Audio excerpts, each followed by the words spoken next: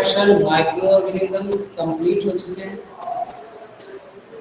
और आगे आपका ये सिंथेटिक फाइबर्स और इसके बाद एक जो नेक्स्ट लेसन है मेटल एंड नॉन मेटल्स, ये 4 लेसन आपके कंप्लीट हो गए। ये 4 लेसन जो है आपका पीरियोडिक टेस्ट में पूछा जाएगा और पीरियोडिक टेस्ट जो है वो बहुत ही जल्द होने वाला है, जिसका डेट अनाउंस कर दिया जाएगा आपके ग्रुप में, आपको इन्फॉर्म कर दिया जाएगा। तो एग्जाम के लिए पीरियोडिक टेस्ट के लिए प्रिपरेशन आप शुरू कर दें। अभी से आप टॉपिक वाइज क्वेश्चन आंसर बनाना, उसे याद करना, सॉल्व करना, बढ़िया तरीके से ढंग से उसको समझने का प्रयास करें, क्योंकि एक साथ सभी लेसन इकट्ठे याद करना इजी नहीं होता, इसलिए प्रिपरेशन अभी से शुरू करना। एक इंफॉर्मेशन है कि क्वेश्चन जो है केवल वो एक्सरसाइज से ही नहीं पूछे जाएंगे, बल्कि लेसन के बीच में से आएंगे। यानी अगर 50% 60% क्वेश्चन लास्ट में से हैं तो 50% आपको लेसन के बीच में से होंगे। तो केवल एक्सरसाइज में दिए गए क्वेश्चन आंसर आप याद कर लिए और आप निश्चिंत होंगे कि हमारा प्रिपरेशन हो चुका है, तो इसमें आपका लॉस होगा, आपका रिजल्ट सही नहीं रहेगा।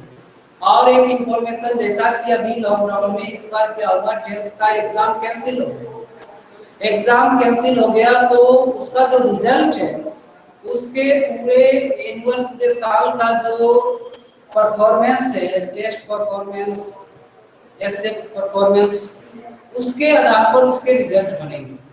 तो उनका जो रिजल्ट है, उस पूरे साल का जो टेस्ट रिजल्ट है या हाफ ईयरली का जो रिजल्ट है, उनके बेसिस पर उन्हें मार्क्स दिए जाएंगे। तो आप भी अपना हर टेस्ट, चाहे वो पीरियडिक टेस्ट हो या हाफ ईयरली हो या कोई भी हो, उसे बिल्कुल सीरियसली लें और कोशिश करें कि उसमें अपना 100% दें। जितना बेटर हो सके, जितना बेहतर हो सके, आप रिजल्ट मेंटेन करें। कल के डेट में हो ना हो, आपके समय फिर किसी कारणवश अगर एग्जाम कैंसिल करना पड़ गया, तो जो रिजल्ट है वो आपके इसी परफॉर्मेंस के आधार पर, इस टेस्ट के रिजल्ट के आधार पर आपका फाइनल रिजल्ट बनेगा। तो ये सब चीजों को देखते हुए, क्योंकि 2 साल से कंटिन्यू ऐसा डिस्टर्बेंस हो रहा है, तो इसके लिए आप बिल्कुल प्रिपेयर रहें। ऐसा नहीं कि एंड टाइम पर आप मतलब एक्टिव हो और फिर समय आपके पास ना हो। इसलिए अभी से तैयारी शुरू कर दें, टॉपिक बाय टॉपिक। ऐसा नहीं कि केवल क्वेश्चन आंसर याद कर लिए तैयारी हो गई, नहीं, पूरा टॉपिक क्लियर होना चाहिए। स्टडी मटेरियल में भी नोट्स आपको प्रोवाइड किया जाएगा, नोट्स को भी समय देकर आप पढ़ें, हो सके तो उसे नोट करें। ऐसे तो हमने आपको शुरू में कहा था नोट करते जाओ, लेकिन आप में से क्या बहुत ज्यादा जो है वो अभी भी अवेयर नहीं, आप जागरूक नहीं, चीजों को अदरवाइज लेते हो, मतलब ऐसे हल्के में, और जिसका खामियाजा आपके रिजल्ट खराब होता है, उसके रूप में भुगतना पड़ता है। या आपसे अगर कुछ पूछा जाता है तो आपका कोई रिस्पांस नहीं होता, कोई जवाब नहीं होता। तो एक चीज आप ध्यान रखेंगे, अगर रिजल्ट में आपके मार्क्स अच्छे नहीं आते, ध्यान से गौर से इस बात को आप सुनेंगे, अगर मार्क्स अच्छे नहीं आते हैं, हो सकता है कि 1-2 मार्क्स आपके बढ़ रहे हैं और इसी जगह पर आप ऑब्जेक्शन करते हो और हमें पता है कि आपको कुछ नहीं आता है, तो आपको माइनस मार्किंग किया जाएगा। यानी आप इस तरह से अपने आप को प्रिपेयर कीजिए कि टीचर के पास मार्क्स काटने का कोई जगह नहीं होना चाहिए। यानी आपका 1 मार्क्स अगर बढ़ रहा है तो बिल्कुल बढ़ना ही चाहिए, वो आप में एबिलिटी होनी चाहिए। अगर हमें नहीं मन रहा पढ़ाने का तो हम कहेंगे चलो बताओ 2-3 क्वेश्चन आपसे पूछ दिए और आपने एक भी जवाब नहीं दिया, तो आपको एक भी मार्क्स पढ़ने का कोई अधिकार नहीं है। क्योंकि एक तो इतने कंफर्टेबल रूप से आप स्टडी कर रहे हो, आपके पास फुल टाइम है स्टडी करने का, याद करने का, और उसके बाद अगर आपका रिस्पांस बिल्कुल नहीं आता है, आपसे कुछ पूछा जाता है कोई जवाब नहीं आता है, इससे साफ पता चलता है कि आप तैयारी, आपने प्रिपरेशन ढंग से नहीं किया है। यानी कि आपका जो क्वेश्चन आंसर भी है वो डाउट के घेरे में आता है, शक के दायरे में आता है कि आपने मन से नहीं लिखा, चीटिंग किया है। तो थोड़ा सा अपने आप को अब चेंज करें, अपने आप को सेट करो कि एग्जाम ऐसा हो, टेस्ट ऐसा हो कि जो टीचर है, जो चेक करने वाले एग्जामिनर है, वो कहीं मार्क्स ना काट सके। उसके लिए आपके पास बिल्कुल एक सेटअप होना चाहिए। भाई आप पूछ लीजिए इस लेसन से क्वेश्चन, हमें सब याद है। और ये तभी होगा जब आप रेगुलर प्रिपरेशन करते हो। आपको ये सोचकर चलना है कि एग्जाम हमारा बस नेक्स्ट डे, अगले ही दिन पेपर है, और ये सोचकर आप तैयारी करो, फिर देखिए आपका सब्जेक्ट कैसा होता है। दूसरी बात, अपने आप को कभी धोखे में नहीं लो। मतलब आप क्या करते हो कि आपको क्वेश्चन आंसर दिए, क्वेश्चन आंसर आप याद कर लिए, लेकिन समझ में कुछ नहीं आया। इसका दो ही कारण है, आप स्टडी ढंग से नहीं करते हो। जब क्लास अटेंड करते हो तो आप उसे बढ़िया से सुनते नहीं हो, ढंग से सुनते नहीं हो, और जब आप सुनते नहीं है तो फिर उस टॉपिक को उस तरीके से जैसा कि समझना चाहिए आपको समझ में नहीं आता। नतीजा क्या होता है? चीजें याद करते हो, कुछ दिनों बाद वो भूल जाते हो। फिर मन से जब लिखते हो तो अननेसेसरी चीजें उसमें आप ऐड कर देते हो, कहने पर कि आपने सही नहीं लिखा तो सर हम अपने मन से लिखा है। तो मन से लिखने का मतलब नहीं हुआ कि टॉपिक से हटके कुछ भी लिख दिया। मन से लिखने का मतलब जो क्वेश्चन पूछा जा रहा है उसी का आंसर होना चाहिए, और वो तब होगा जब आप स्टडी को सीरियसली लो, स्टडी को एंजॉय करो, स्टडी को आप अपना हैबिट बनाओ, तब आपका रिजल्ट आपके अकॉर्डिंग आपको मिलेगा। नहीं तो आपके चिल्लाने से कि हमने लिखा है, नंबर काट लिए, कुछ नहीं होने वाला। आप बिल्कुल सेट रखो अपने आप को। तो चलिए स्टार्ट करते हैं। लास्ट क्लास में हमने सिंथेटिक फाइबर शुरू किया था, जिसमें कि हम लोग देखे थे कि सिंथेटिक फाइबर क्या है, पॉलीमर है। पॉलीमर क्या है? तो एक लार्ज मॉलिक्यूल से कॉम्प्लेक्स मटेरियल है जो बहुत सारे स्मॉल यूनिट्स के कॉम्बिनेशन से बनता है। That means by the combination of several small units form a polymer, एक पॉलीमर बनाता है। तो आज हम लोग पॉलीमर देखेंगे कि कौन कौन से पॉलीमर होते हैं, कैसे उनका प्रिपरेशन होता है। तो सिंथेटिक फाइबर में से फर्स्ट फाइबर है rayon. Rayon is the first synthetic fibre. Rayon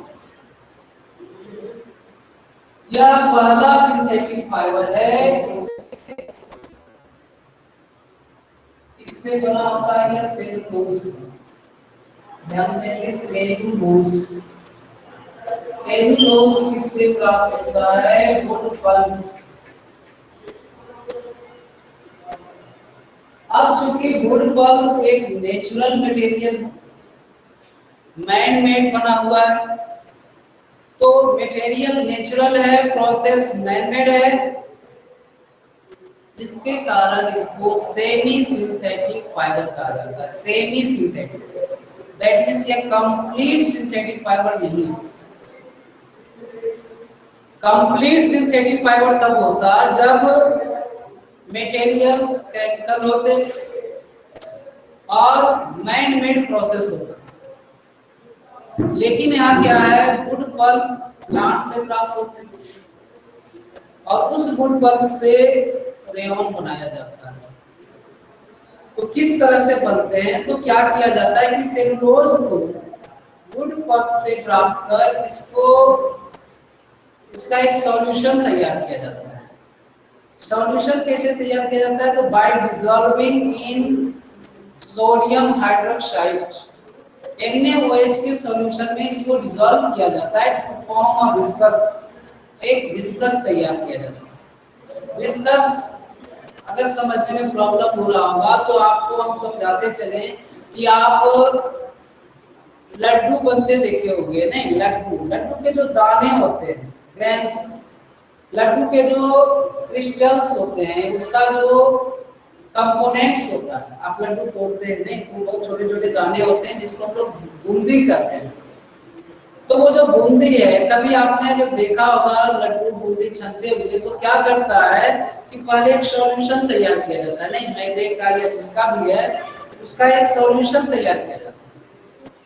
आप देखते होंगे कि वो सॉल्यूशन कैसा होता है, नहीं चिपचिपा तरह का होता है, इलास्टिक हो जाता है। तो just like that the viscous is formed by dissolving the wood pulp into the sodium hydroxide. Sodium hydroxide में जब सेलुलोज को डिसॉल्व करते हैं तो ठीक उसी तरह का कुछ सॉल्यूशन बनता है।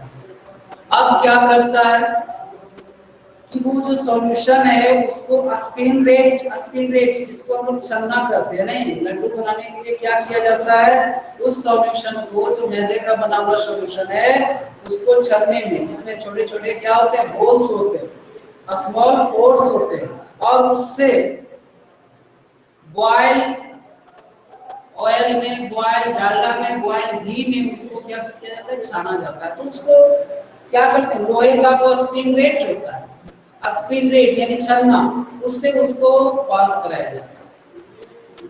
यहाँ क्या किया जाता है रेयॉन बनाने में कि जो सेलुलोज को हम सोडियम हाइड्रोक्साइड में मिक्स करके जो विस्कस लिक्विड बनाए उसको एक सिलिंड्रिकल स्पिन रेट से पास कराया जाता है। That means the solution is forced into the through the metallic spin rate into solution of sulfuric acid। एक सिलिंड्रिकल स्पिन रेट से, जिसमें कि बहुत से फाइन पोर्स होते हैं, महीन छिद्र होते हैं, उससे उस लिक्विड को पास कराया जाता है। किसमें पास कराया जाता है, तो सल्फ्यूरिक एसिड के सॉल्यूशन में। अब जब वह स्पिन रेट से सॉल्यूशन सल्फ्यूरिक एसिड में जाता है तो वो रेसे के रूप में निकलता है। किस रूप में निकलता है, रेसे के रूप में। और फिर उसको अच्छी तरह से व्यवस्थित करके ड्राई करके अलग कर लिया जाता है और वो रेयॉन तैयार होता है। Rayon is similar to the silk. Rayon की प्रॉपर्टी सिल्क से मिलती जुलती होती है। It is lustrous, that means its shining appearance. It is a strong, high tensile strength. It absorbs moisture. It is easy to wash. It dry quickly. तो ये सारे इसके फीचर्स हैं सिल्क। इसका यूज कहाँ किया जाता है, ड्रेस मटेरियल बनाने में, कर्टेन बनाने में, बेडशीट बनाने में, ब्लैंकेट्स बनाने में, बैंडेज बनाने में, सर्जिकल मटेरियल्स बनाने में, इन सब चीजों में रेयॉन का यूज किया जाता है। तो चलिए ये तो था रेयॉन। अब इसके बाद है नायलॉन। क्या है, नायलॉन। क्वेश्चन भी आता है, ध्यान दो गया कि रेयॉन को सेमी सिंथेटिक फाइबर क्यों कहा जाता है। सेमी यानी अर्ध संश्लेषित फाइबर। इसको पूरा सिंथेटिक फाइबर क्यों नहीं कहते, सेमी सिंथेटिक फाइबर क्यों कहते हैं, तो क्योंकि यह पूरी तरह से सिंथेटिक नहीं होता, पूरी तरह से आर्टिफिशियल नहीं है। यह पूरी तरह से सिंथेटिक फाइबर तब कहलाता जब यह किसी केमिकल मटेरियल से बनता, केमिकल सबस्टेंस का बना होता, लेकिन यह नेचुरल सबस्टेंस का बना होता।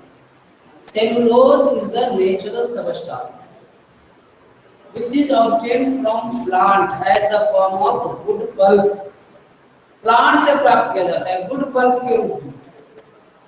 इसलिए इसको सेमी सिंथेटिक फाइबर कहते हैं। तो हम आंसर क्या देंगे? Because it is made up of cellulose which is obtained from plant in the form of wood pulp and it is man made, so it is known as semi synthetic fibre. व्यक्ति के द्वारा निर्मित है, man made है, natural substance का बना है, इसलिए यह न तो नेचुरल फाइबर से पूरी तरह से न आर्टिफिशियल है, बल्कि ये क्या है? Semi synthetic, semi synthetic fibre. Nylon is the first complete synthetic fibre which is produced in 1931। सबसे पहला पूरी तरह से सिंथेटिक फाइबर जो है वो है nylon. Nylon is the first synthetic fibre developed in 1931। 1931 में इसको डेवलप किया गया। नायलॉन भी कुछ उसी तरह से स्पिन रेट से पास करके नायलॉन यार्न तैयार किया जाता है। नायलॉन का सबसे जो डिमांड बहुत ज्यादा बढ़ गया था, ऐसे तो इसका डिमांड पहले से ही बहुत था।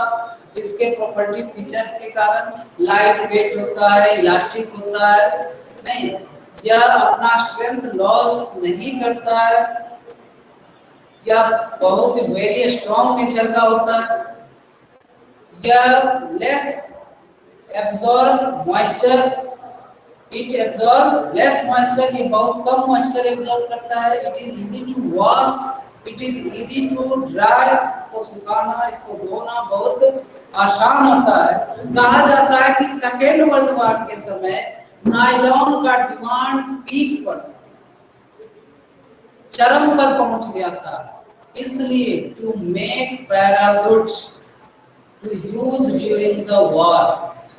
सेकेंड वर्ल्ड वॉर के समय युद्ध में पैराशूट्स की डिमांड बहुत बढ़ गई थी और पैराशूट्स बनाने के लिए नायलॉन का डिमांड बढ़ गया। इस कारण से उस समय जो है नायलॉन का प्रोडक्शन बहुत ही लार्ज स्केल पर हुआ, बहुत तेजी से हुआ। पैराशूट आप लोग भली भांति जानते हैं, पैराशूट कितने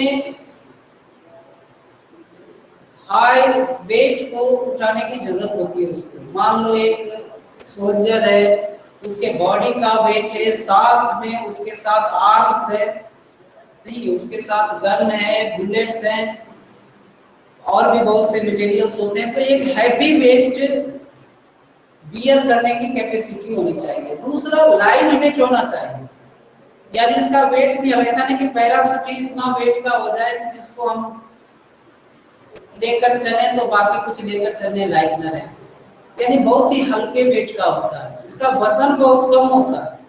parachute is easy to transport, easy to carry from one place to another.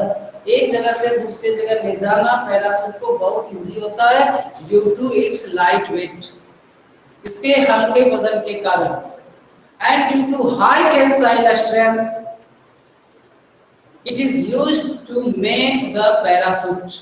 Parachute बनाने में इसका यूज किया जाता है। तो नायलॉन भी स्पिन रेट से पास करके तैयार किया जाता है और तैयार नायलॉन फाइबर्स को उसको यार्न के रूप में स्पिन कर लिया जाता है।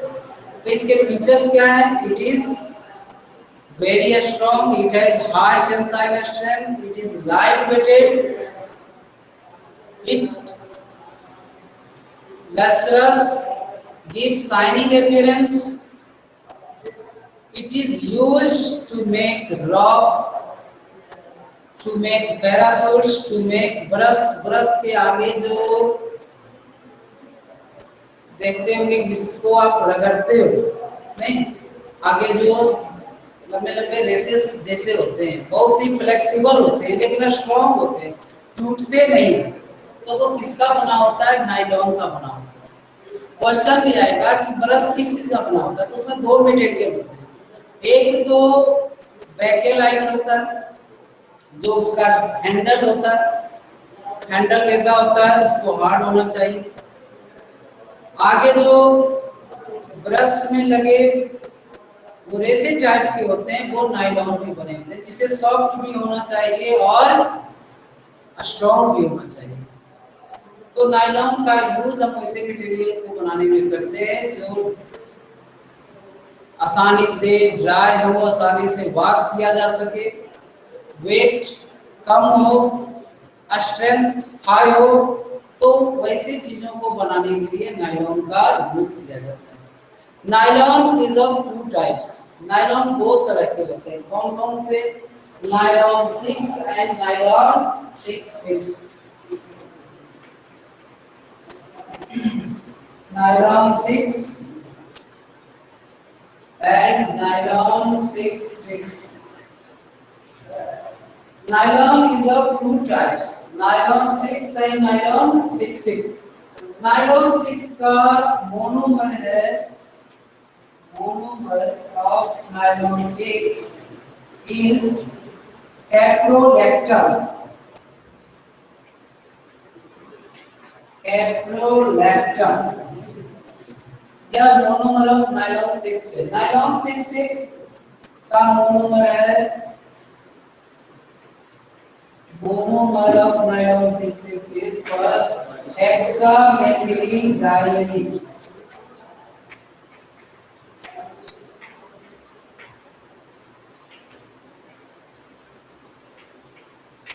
हेक्सामेथिलीन डाइएमीन, दूसरा एडिपिक एसिड।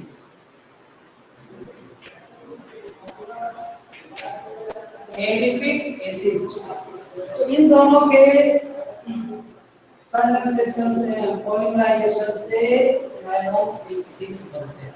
ये मोनोमर है, ये दोनों मोनोमर हुए नायलॉन 6/6 के, और ये मोनोमर है नायलॉन 6। तो नायलॉन दो प्रकार के होते हैं, एक नायलॉन 6, दूसरा नायलॉन 6/6। इनका फीचर्स हम लोगों ने देख लिया, इनके यूजेस। अब है next fibre is polyester. Poly plus Easter, name में ही आप देखें पॉलिस्टर क्या है, पॉलिस्टर।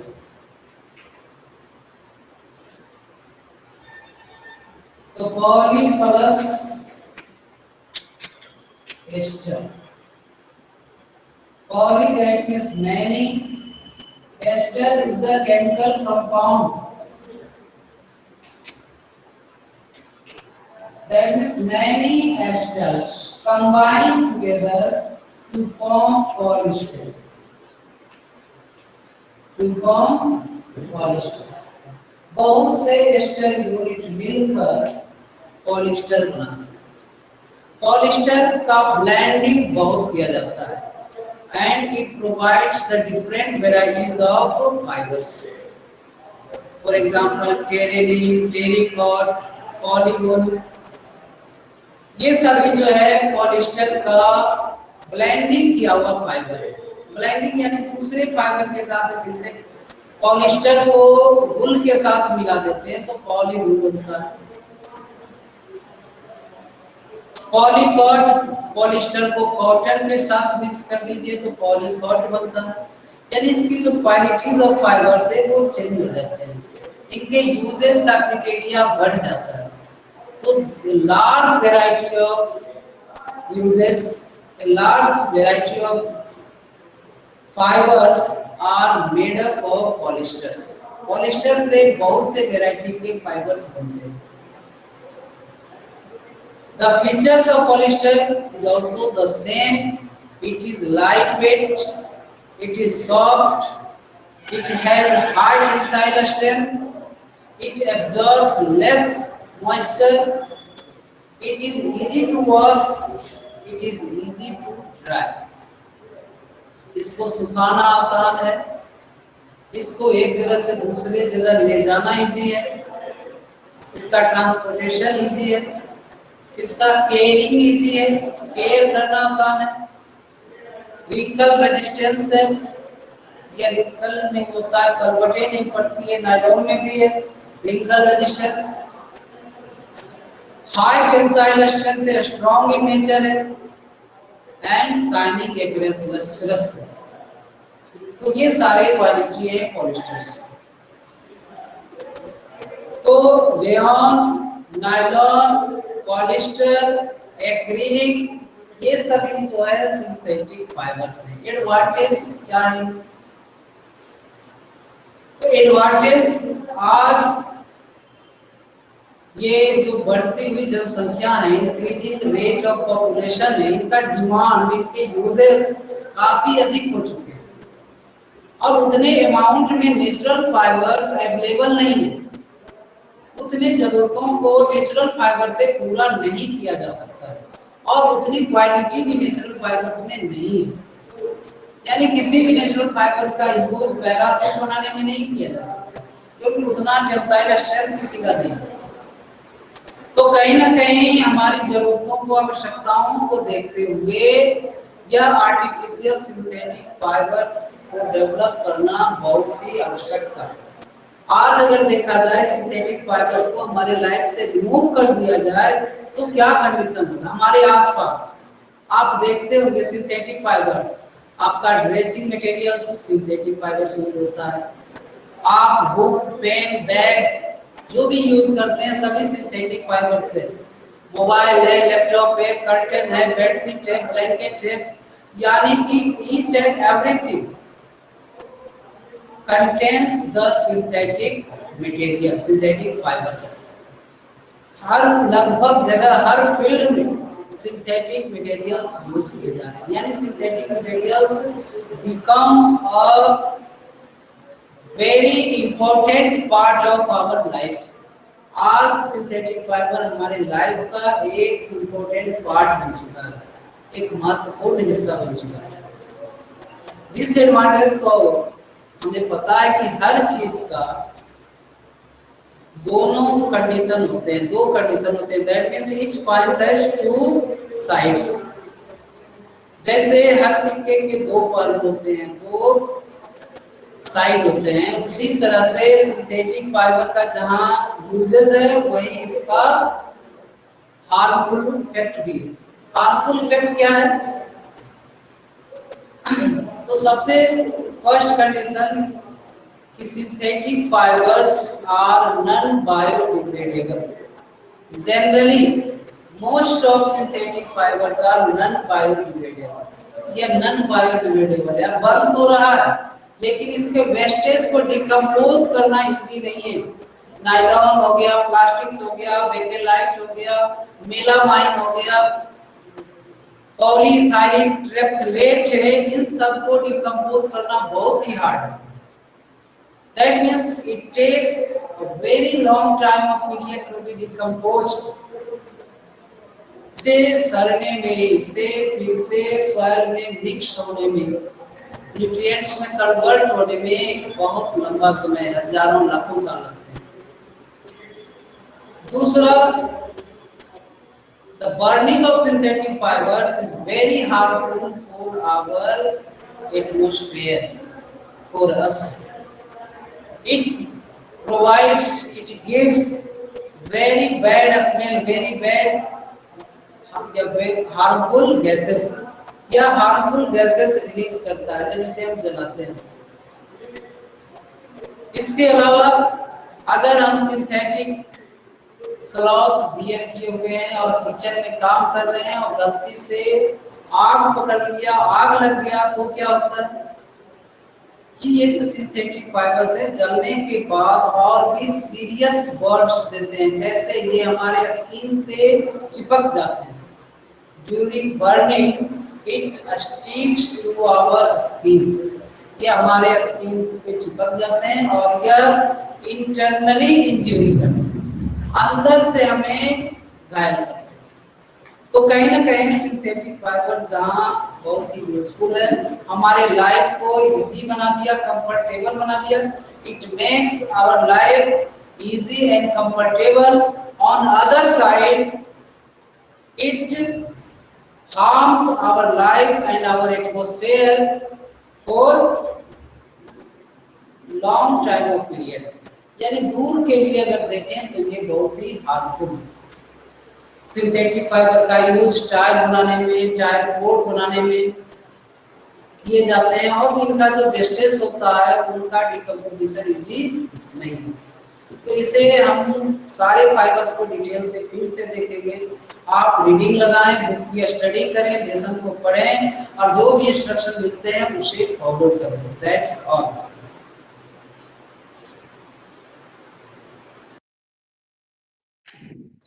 आशु आशु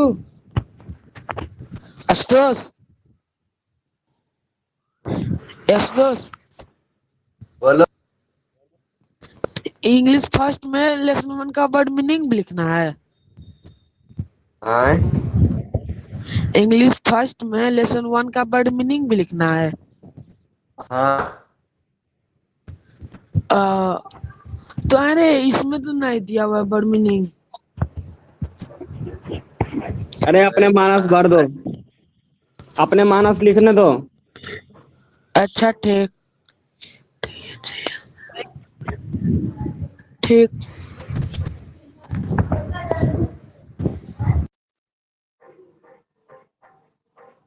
कृष्णा, ओए कृष्णा, ए कृष्ण कन्हैया, अबे मर गया रे।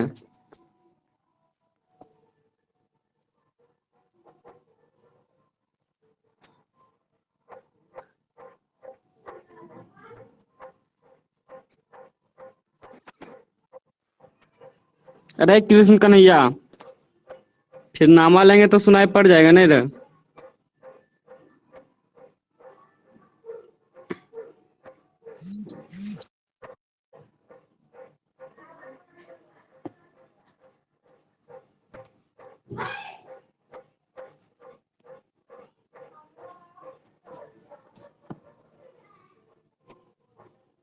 अरे डमर हुआ।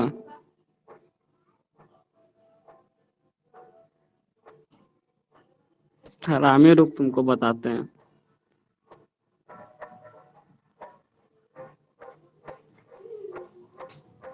सुतगनी की रे क्लास वो ज्वाइन करके।